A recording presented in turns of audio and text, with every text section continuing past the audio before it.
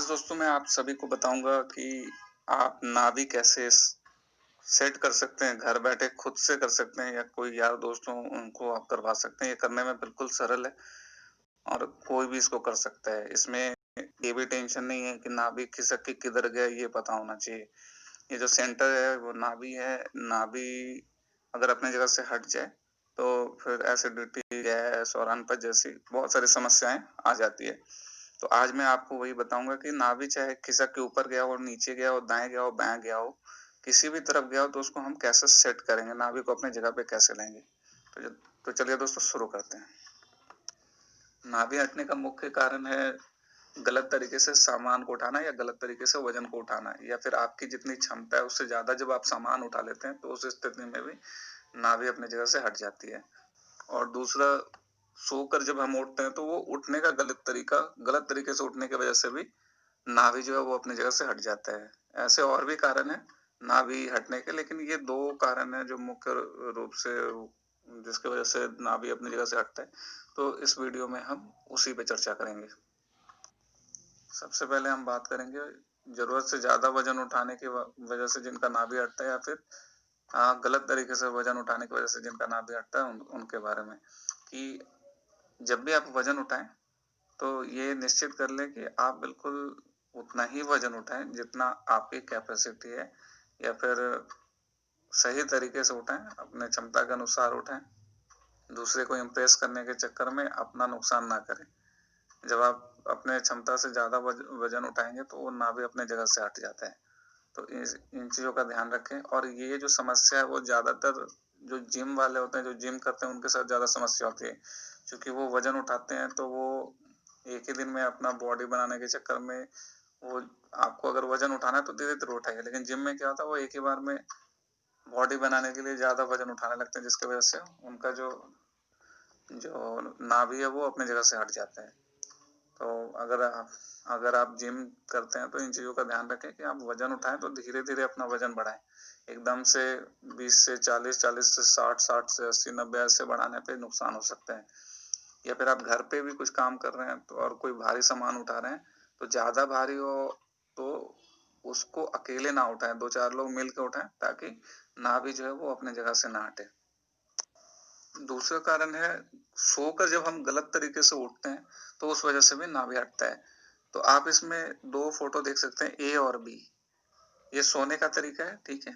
अब उठने का जो तरीका है वो बी का जो तरीका है वो बिल्कुल सही है। करवट लेकर, चाहे आप बाएँ करवट लेकर उठें या दाएँ करवट लेके उठें। आप इमेज में देख सकते हैं, बी इमेज को आपको देखना है।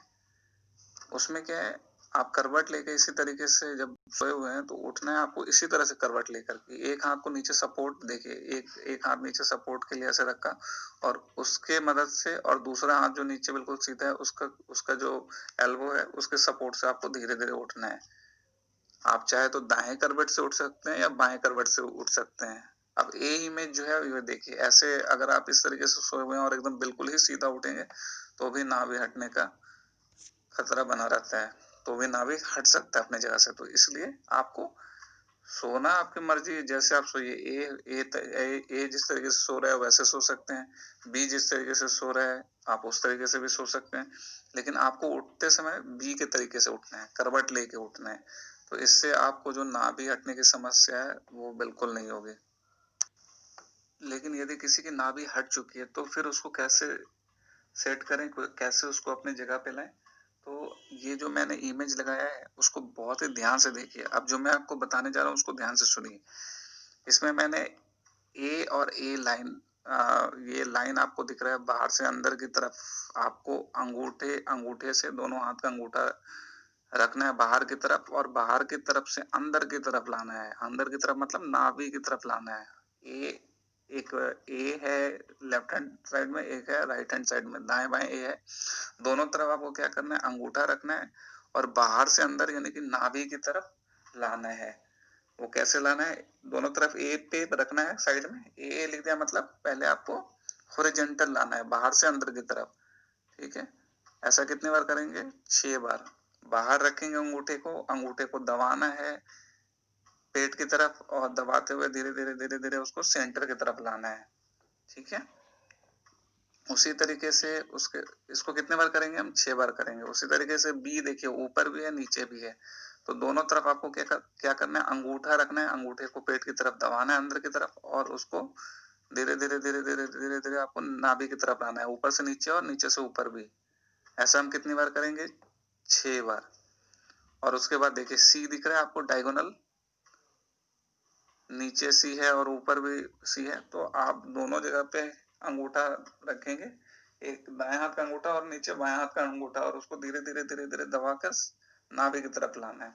तो इसको भी हम 6 बार करेंगे। उसी तरीके से डी में भी देख सकते हैं आप कि ऊपर भी अंगूठा रखेंगे और नीचे भी अंगूठा रखेंगे और दोनों तरफ से दबाते हुए 6 बार करेंगे। तो ऐसा अगर आप करेंगे तो जो नाभि अपने जगह से हटा हुआ है इसमें वो सेंटर में आ जाएगा। इसमें ये भी टेंशन नहीं है कि किधर नाभि हट के गया है, किधर भी नाभि गया हो, अगर आप इस तरीके से करेंगे तो वो सेंटर में आ जाएगा। बस आपको ये ध्यान रखना है कि ये क्रिया आपको खाली पेट करना है, खाना खाने के बाद ये नहीं करना है। सुबह सुबह जब पेट बिल्कुल खाली होता है उसी टाइम आपको ये करना है। तो इससे निश्चित रूप से अगर नाभि अपनी जगह से हटा होगा तो बिल्कुल अपनी जगह पे आके सेट हो जाएगा। इस वीडियो में इतना ही। उम्मीद करता हूँ जानकारी अच्छी लगी होगी। अगर अच्छी लगी तो इस चैनल को लाइक शेयर और सब्सक्राइब कीजिए। धन्यवाद।